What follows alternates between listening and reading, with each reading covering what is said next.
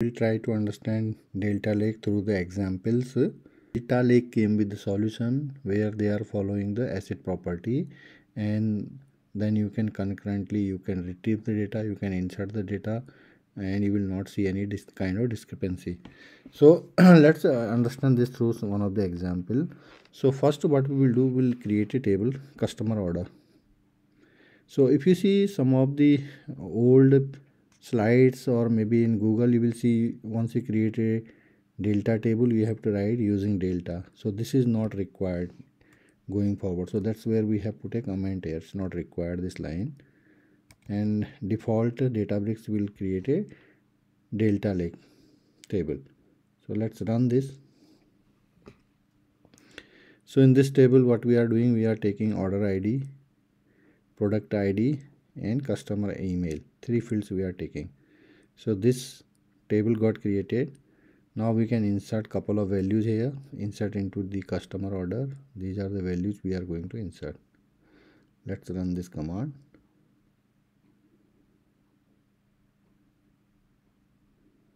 So 2 records are get inserted here. So let's select these records.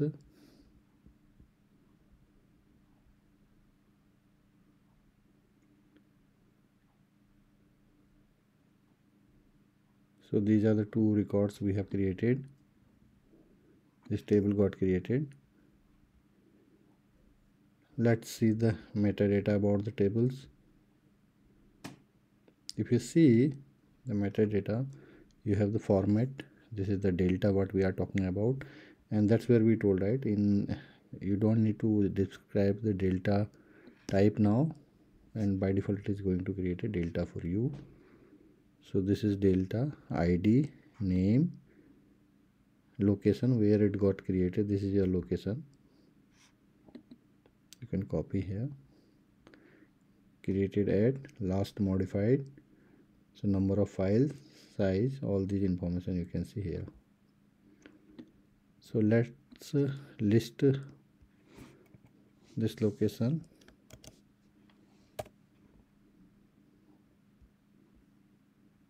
So let's run this command.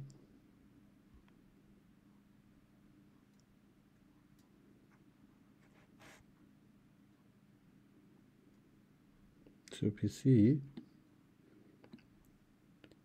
this is the Parquet file got inserted. So let's insert one more record.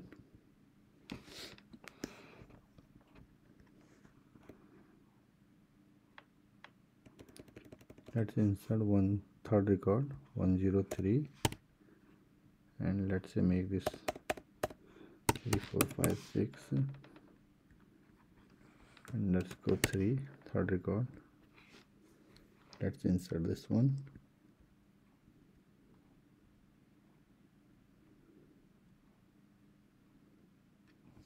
So now we have total 3 records here.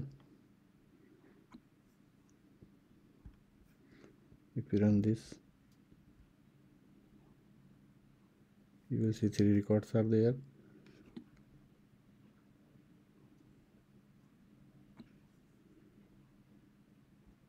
You can describe this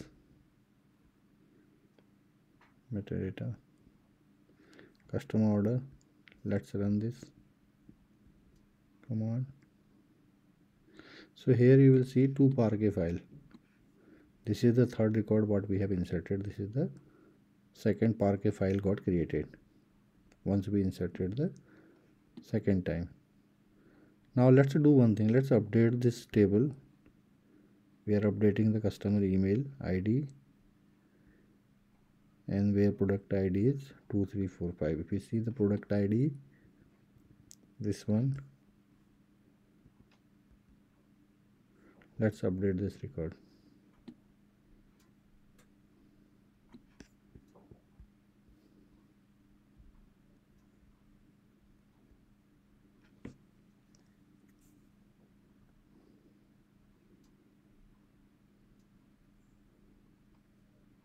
So this is the record we have updated.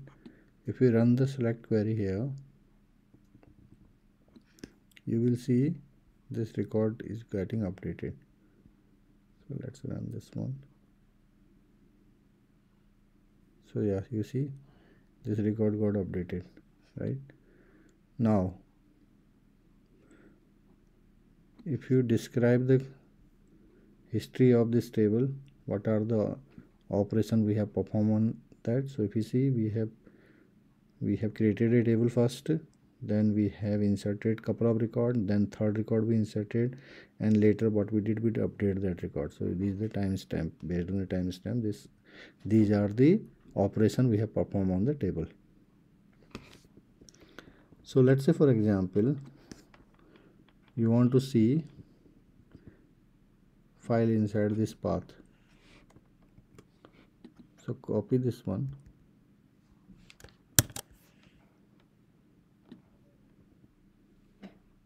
yeah. So this is the thing. So one thing you can do, copy this one. Now we can run this command, check the log. If you see here, we have, these are the files, crc, json, these files are there. So this is the json file. If you want to check the json file, copy this one,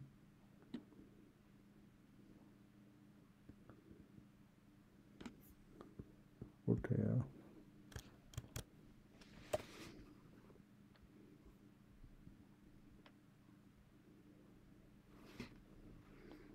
So if you see, these are the information you can get.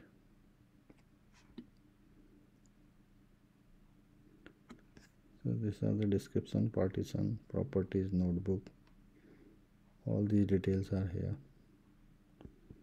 Order ID, partition, column. So these details you can check from the detail file, crc. Same way you can check this crc file also.